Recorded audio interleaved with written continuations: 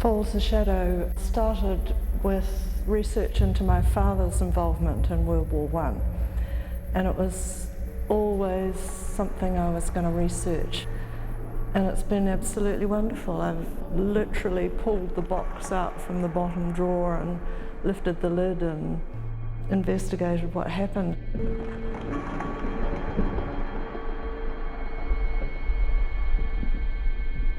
I've uncovered incredible stories about the involvement of the New Zealand troops on the Western Front.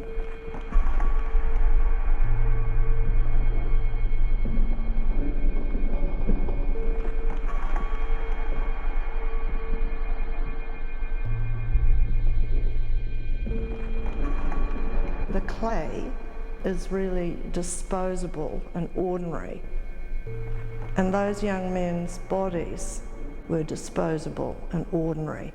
They just flung them into gunfire.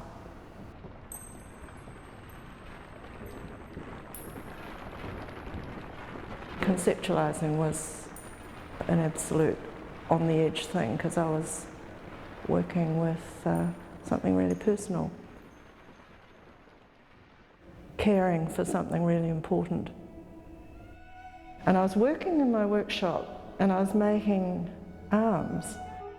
I was doing the research into my father and all about World War I, so that was all in my mind. And I was just kind of watching myself, and then I just sort of looked up and I thought, this is what I've been researching. This is the passion of war.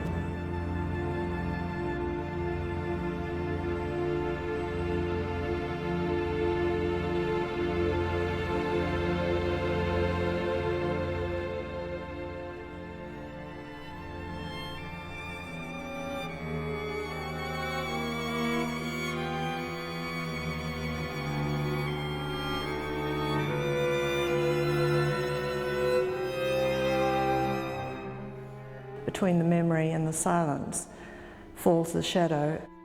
That's about a major event or a trauma happening and the repressed memory that can happen. So that's the silence, and in that falls the shadow, in that falls the deadening and the less aliveness.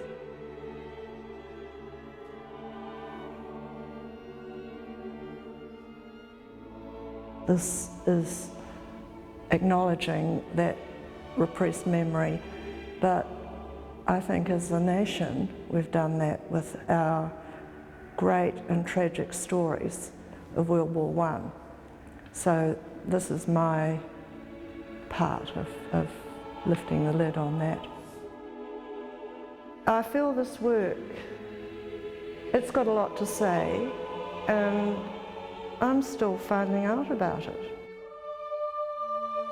I can't stop reading about the events. I'm still reading, I'm still thinking about all that's happened. I'm reading it from different perspectives. I'm reading it from the German perspective, I'm reading it from the French perspective. So the subject matter is still unfolding.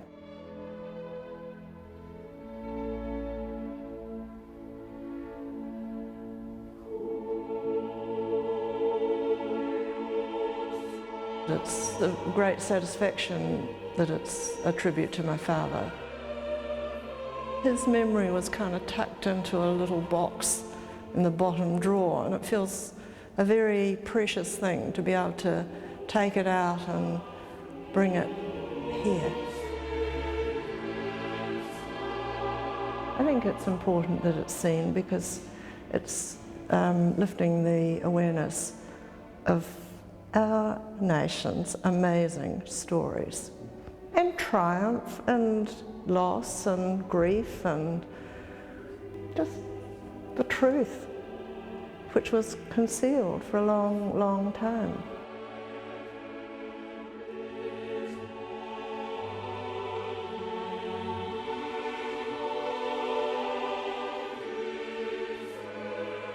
It was brushed over because it was too painful for the public to have to deal with, and there was this whole business of protect the women and children kind of thing.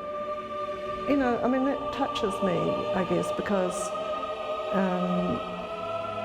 it's a very lonely place to have really suffered and to have to come back to the real world and pretend all is well, which they had to do, and which actually anybody does. I think there's heroes that exist right now that don't really get the acknowledgement they deserve.